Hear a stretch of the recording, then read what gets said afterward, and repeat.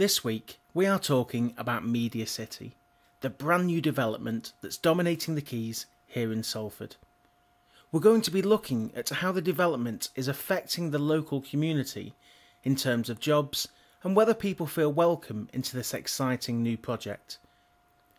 I was able to gain an interview with Councillor John Warmisham, the local councillor for Langworthy, and I was also able to have a chat with Colin Gibson, part of the employability team here in Salford.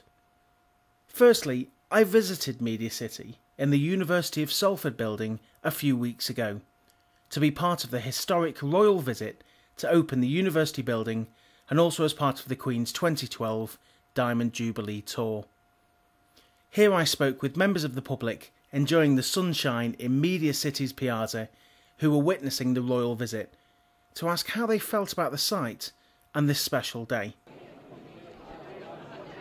Here I am, stood in the very busy University of Salford building here in Media City, where hundreds of people have gathered inside and out to celebrate the royal visit. Inside, Prince Philip has been speaking with university students, taking the tour of the building, and finally officially opening the University of Salford's brand new build. Outside is a vibrant mix of choirs, bands, and the Sport Relief Mile Race, which is being officially opened by the Queen.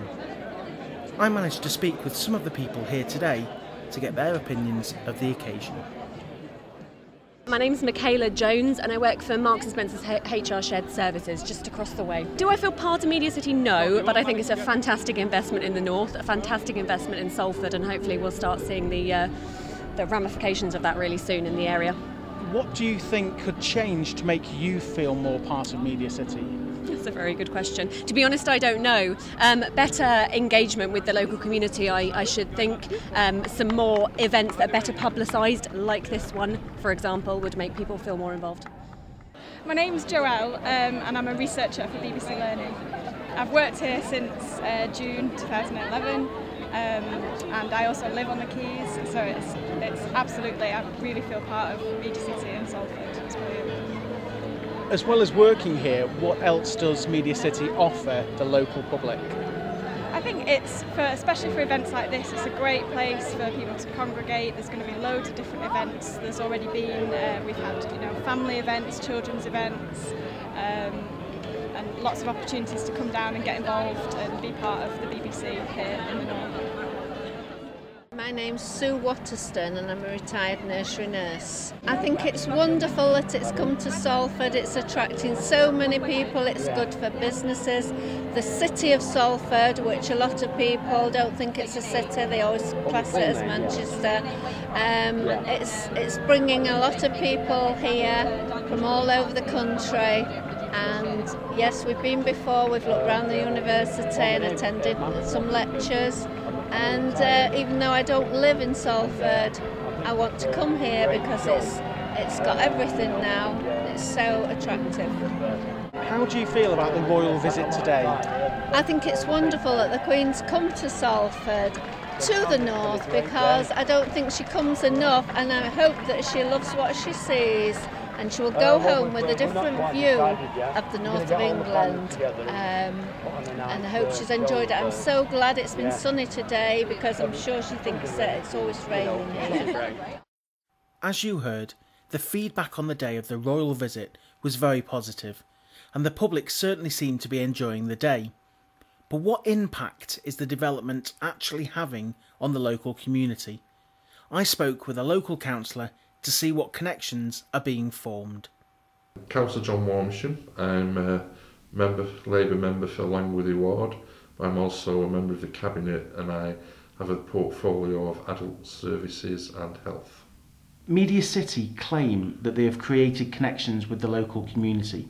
Do you agree with that? To an extent, yeah. I think you get some bad publicity saying, Media City's not for us in Salford. But the BBC are going out to all the schools. It's early days, but that connectivity is growing, and I think will grow. And I think as you see people get more media skills, I think you're seeing Salford people, particularly younger people, thinking, yep, I've got an opportunity. I've got this on my doorstep, and I'm going to take it. As just described, With opportunities starting to arise at Media City, what support is available to local people to take advantage of these openings? Colin Gibson explains. My name is Colin Gibson and I am the Economic Development Officer for the employability team based at Salford City Council. Well, first and foremost, you have the local job centres, local ones being Salford, Eccles and Worsley, and here they offer help and advice both in researching and gaining employment.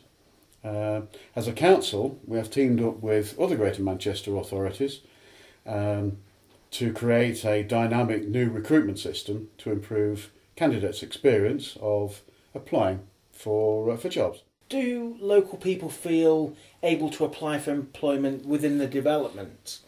I feel that local people are possibly daunted by the idea of being able to be part of Media City, but we are actively working with the local community alongside the BBC in offering local people employment opportunities. As part of the employability team, we are encouraging all people with various skills to come forward and get involved.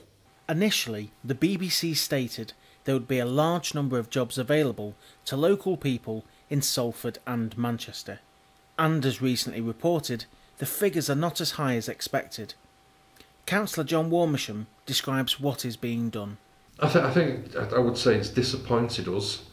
Certainly, we expected more in sort of the early days, but I think that is being addressed. I think certainly as a city council we've had meetings with the BBC and with other employers on the Media City, and I think we've let our disappointment be known, and certainly local people have got a right to feel a bit aggrieved that they've not got the jobs haven't materialised that they were promised.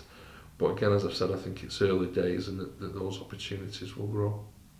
As well as employment opportunities, Media City also has an impact on a social level, offering members of the public tours around the BBC and the chance to be part of the audience in their television studios. As the site is a public area, do the local people of Salford feel welcome and able to join in? I think it's fair to say Salford is a very working class area with some deprived areas. I think some people felt it was very much a gated community with an attitude that it simply wasn't for them.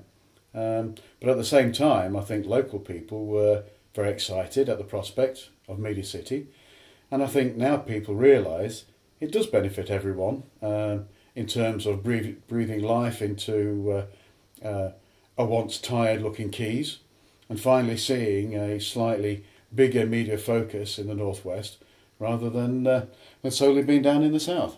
Colin Gibson giving us his thoughts. Councillor John Warmisham goes on. We're strange folk, Salford people, and I just think sometimes you just think, oh, that's not for me. But I think when people actually go down there and get involved and see what it is and talk to people that work there, and then those barriers are broken down. And I just think that's why it's been so important that sort of the BBC and other people in Media City have invited the local people down, and there has started becoming that sort of bond, and I think that bond will grow. As I've said, it's very early days at the moment, but I think having something like, it sounds stupid, but the Blue Peter Garden out in the open, where young people can actually go down and see the Blue Peter Garden, fantastic. And I think anything that we can attract sort of the people sort of from down there, yeah. And then hopefully, as I've said, is people skill up with media skills, production skills, whatever. The opportunities for jobs are there then as well. With recent newspaper stories of BBC staff feeling unsafe in Salford, and in some cases even being offered security escorts to and from the office door, is that actually anything to be afraid of? Or is this simply a ploy to tarnish the image of Media City by inhabitants of the south? I think there is still a southern London-eccentric bias towards the BBC having come north and to Salford. And I think any negative stories that they can put out, they will put out. I think the presenter involved probably been a bit naive putting an email out because London is You know, it's quite scary in places.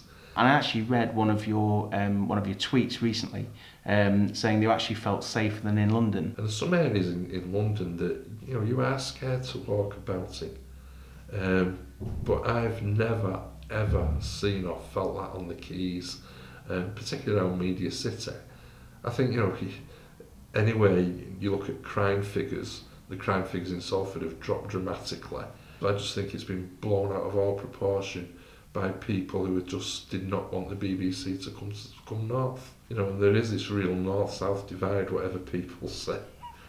Councillor John Warmisham there, squashing rumours of Salford Quays being unsafe. Colin Gibson gives us some final advice for those looking for a career at Media City. Well, I'd certainly say the first port of call should be your local job centre. There you will find trained staff with the tools to find your desired employment. Specifically for Media City and the BBC, both have available jobs advertised on their websites from entry level to professional level, and also providing valuable work experience and work placements for those looking for a route into the industry. As I said, people should not be afraid to try for employment within Media City. After all, entry-level jobs can be the start of exciting careers.